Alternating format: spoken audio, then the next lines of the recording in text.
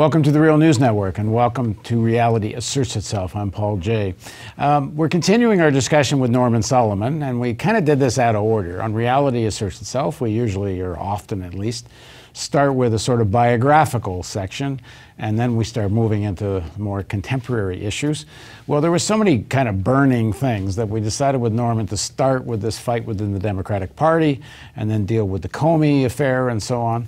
But now we're going to do the more biographical section, and then you'll see it kind of connects with the whole fight within the Democratic Party anyway. So now joining us again in the studio is Norman Soloman. Norman is the Executive Director of the Institute for Public Accuracy and co-founder of the national group rootsaction.org. Amongst his various books, it includes Made Love, Got War, Close Encounters with America's Warfare State. Thanks for joining us again. Glad to be here. So the sort of theme of this interview, although it's been about various things, is that in the Democratic Party there is a fight between various stratum and classes. I mean, I've always described the Democratic Party, and the Republican too, although somewhat to a lesser extent, as a kind of a united front, if you will, of various classes, the American billionaire class, oligarchy, Wall Street, however you want to call them. You have a section of the working class, mostly urban. You have a section of the poor, the workers mostly represented by trade unions. A lot of that's shifting now, and the Trump election, a traditional section of that working class vote went to Trump. Not all of it, but enough to elect him. But this issue of the Democratic Party, you hear a lot now of people saying, well, we want to get it back to be the People's Party, and we want it to go back to the, the party of the workers and such like that. And there's a lot of this idea that the past of the Democratic Party was, kind of glorious and for the people, and it's only recently that it's not been, like since Clinton or such. But both of us are of this generation that our attitude towards the Democratic Party was really all about the Vietnam War. So talk about that for you, and as I know from your biography, at the age of 14, you even get an FBI file, which kind of connects to this story. Yeah, as it turned out, because I picketed for desegregation of an apartment building in Silver Spring, Maryland in early 1966, FBI file was opened up that I eventually got through the Freedom of Information Act. I think for me, the most formative, relevant to your comments, was the Vietnam War, and just seeing how the Democratic Party establishment and the mass media would not only go along with, but actively cheerlead just this massive slaughter that made no sense other than greed and geopolitical power. When I think back then, the way in which Martin Luther King Jr. has been expropriated is so powerful, because here's somebody who, as I like to remind myself and others, denounced what he called the madness of militarism and had so much incentive to keep his mouth shut. After all, the Democratic Party by 1965 and the signing of the Voting Rights Act was a civil rights party, dragged kicking and screaming by activists in the South and elsewhere. And then came the Vietnam War escalation. And King faced a choice that, of course, we're in a very different era, and yet this is sort of a paradigm.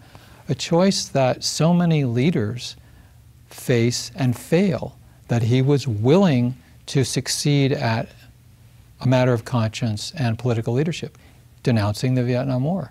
And so I think with all the changes, and here we are 5 decades later, there's a sort of an archetype there of political dynamics and the disincentives to be clear about principles that King articulated. Then what happens with you politically? Vietnam War, you have this disillusionment about the Democratic Party, but as your political activism develops, you spend quite a bit of time fighting inside the Democratic Party. On and off, yeah. I became very disenchanted with the involvement in electoral politics, and during the 70s I was writing, I was organizing nonviolent civil disobedience. I spent 2 years basically volunteering in Portland, Oregon, blockading a nuclear power plant. It was the first time of such actions for an operating nuclear facility, and so we had mass arrests, and I learned a lot, doing that. It was sort of Gandhian approach, and I thought that electoral politics was just dumb. for the most part. And I supported Barry Commoner in 1980. But I really didn't believe that Reagan would win. And I see sort of an archetype here. In many ways, our society is still reeling from the tremendous damage of the 8 years of Reagan. And so when people in the year 2000 said, well, you know, Gore or Bush, what's the difference? Or when they said that in terms of Trump, especially in domestic politics between Hillary Clinton and Trump in the general election, it just flies in the face of history. When the extreme wings of the corporate pair of parties get power, a lot of people suffer. People of color, poor people, the feminization of poverty is played out more viciously. So for me, it was eyes wide open during the Reagan era, and I began to gradually feel that we could not seal off the electoral arena. Now that should seem like obvious, and I think it should be made obvious. We need the electoral area as part of the battleground, if you will, the nonviolent battleground for humane values and progressive politics. And that gradually drew me back to the point where I was just last year a Bernie Sanders delegate to the National Convention. What do you say to people who say that if all the people who have spent so much time fighting within the Democratic Party, even the Sanders campaign, spent the same effort building a third party, excuse me, that a third party be in a far better position, especially given what's happening now? Yeah, I just got back from Germany where there's a parliamentary system and you've got Die Linke, the left party, 10% of the parliament. You've got the Greens, 10% of the parliament. We don't have that here. And I think it's just a reality of, are people serious about gaining some state power for the left or not? And so we can fantasize all we want. There's reasons why Barry Commoner was shellacked. There's reasons why at the heyday of the Green Party nationally, Ralph got 2.7%, and now they're getting 1%. I mean, if you want to talk about a waste of energy, it's the national Green Party presidential campaigns that I think are the epitome of that in the electoral arena. We've got to make this fight. We need to win so that we can win governorships, and there are differences between right-wing Republican governors like Scott Walker and liberal, sometimes mushy Democrats like Jerry Brown of California. We can't afford as progressives to say, oh, what the hell, they both don't meet our standards, and so we'll let the poor people in these states suffer or not, and we're indifferent. Well, that's not progressive politics. Well, let me just push back a bit and give their argument. I say their because it's not my argument, but there's something to it.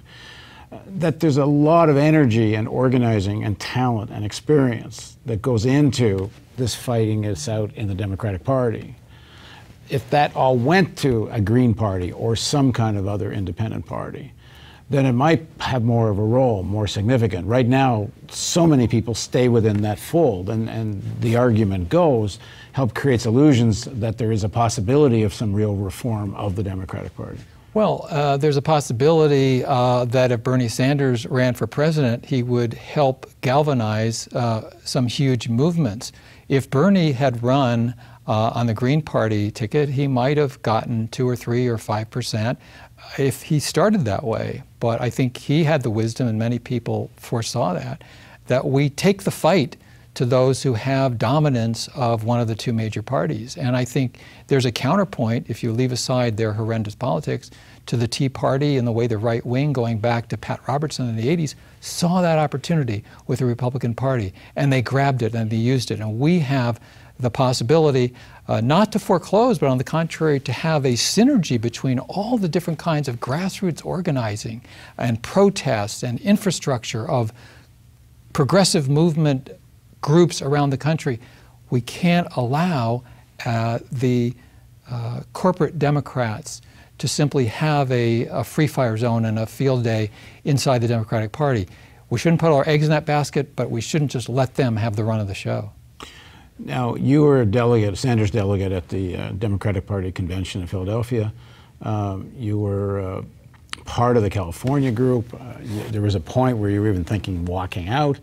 As soon as the Clinton camp closed out even Nina Turner from nominating Bernie Sanders seemed petty, almost a kind of revenge against her for how dare you, we brought you up within the Democratic Party in Ohio, and how dare you be a Sanders type. You were supposed to stay loyal, Clinton. I mean, the Clinton, the Clinton machine and the corporate Democrat machine, they're vicious. They play hardball. They are the oligarchy. How do you see this playing itself out over 2018 and 2020? If Sanders runs again, it sounds like he's going to, or someone else, but right now it sounds like Sanders is going to run. He's the only public face of the Democratic Party now, other than Schumer, that has any media profile. He stands a very good chance of doing very well. But what happens? I can't imagine the Democratic Party establishment allowing him to win unless somehow he convinces them he's not, he doesn't actually believe the stuff he's saying, but I think there's every reason to think he does. Well, 2 years ago, it was unthinkable that someone of Bernie's politics could gain as many delegates as he did. In 1971, it was unthinkable that George McGovern would become the nominee of the Democratic Party for president. And when you go back and you look at McGovern's speeches as a candidate for president in that year, he had a pretty strong critique of U.S. militarism of the sort that we're really not getting from anybody in the U.S. Senate today. I mean, including Sanders. Yeah, absolutely, including Sanders. And in the documentary film based on my book, War Made Easy, we put in a section of Senator Wayne Morse, just an articulate, vehement speaker on behalf of international law, if you can imagine. Now international law and adherence to it by the U.S. government seems like a fantastical, no feet on the ground, pie in the sky idea. He articulated it to denounce the Vietnam War. And I think when you look at Wayne Morse, who was, after all, elected ultimately as a Democrat from the state of Oregon in the U.S. Senate, that is possible. I mean, when you hear him, you also contrast him to every single member of the Senate, and it's night and day. We don't have a single senator with the clarity that Morse had. So let's game theory play this out. So let's say 2018, there's a few breakthroughs, some right-wing Democrats get primaried. Honestly, it's not looking like there's going to be a lot of success primarying right-wing Democrats. Maybe that will change as we get closer to 2018. I think there's a lot of pressure right now, elect any Democrat, because they want to take back Congress and Trump. And so what I've been calling a temporary truce in a civil war within the Democratic Party is really going to break out as we head towards 2020. Do you think that people need to be planning for, by people I mean progressive people, people that support the Sanders type of movement, that if there's a block by whether it's rigging the vote or some shenanigans at the convention or something, that there will have to be a point where people walk out of that convention, and that in theory Sanders should lead it, and in theory that does give rise to another party? Well, I mean, can you imagine this corporate Democrats allowing this kind of win? Well, I mean, again, a couple of years ago, we couldn't imagine that the corporate Democrats would allow someone like Bernie to amass 45% of the votes, or again, the McGovern. So I go back to that, but I think the phases of the next few years that you've mapped out are very significant, because there is historically, as alas did not quite work in the 30s in Germany, there's a necessity sometimes at that historical moment for a united front. And I think getting rid of the Republican majority of the House in 2018 is a laudable goal, at the same time that you've got to fight in the primaries to get the best people you can who are populists, progressive populists, who actually not only are better leaders, but also have a better chance of winning by not just being corporate flacks, as Hillary Clinton pointed out in her actions. Doesn't necessarily work, to put it mildly. But after that, we're going to be back in a very similar argument, I think, to what we had in 2015. Just let me stop you. When you say united front, you mean defeating Republicans. All those who want there will be a point where defeating Republicans is the issue. So if you can't beat them in the right-wing Dems in the primaries, there is going to have to be a thing of just getting Democrats elected to defeat Republicans. In 2018, ultimately, for the general election, it's going to be, do you want Paul Ryan to be Speaker again?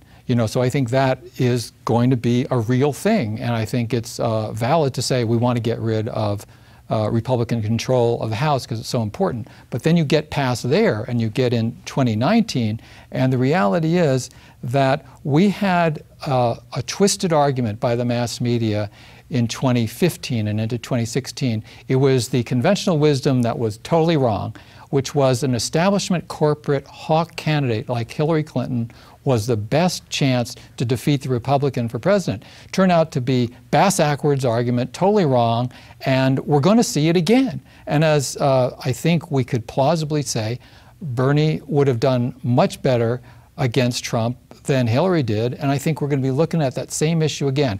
Can you defeat phony right-wing populists with corporate Democrats? And I think Hillary Clinton showed you can't. I think Bernie could. What if the establishment candidate, and this is pure speculation, is Elizabeth Warren? Well, I think as broad brush, she's very good in domestic policy. Her foreign policy seems to be totally conventional and therefore dangerous.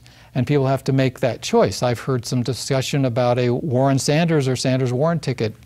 We don't know. So go back to my question. When I say I can't see them allowing a Sanders victory if there's the machinery to prevent it, I know they never thought Sanders could become what he did. I know they did try to stop, and there's certainly some accusations of a certain amount of rigging that took place during the primary. I don't think anyone's made the argument that's entirely why he lost, although there may be some of, one or two of the primaries that maybe there was some voter suppression that was decisive. It's possible. But they're capable of a lot of nefarious stuff, these corporate Democrats. We know from WikiLeaks the kind of stuff that went on at the DNC, and that's probably mild compared to what could be done. Is there a point where people need to be planning and thinking now for what happens if Sanders and at all have to walk out?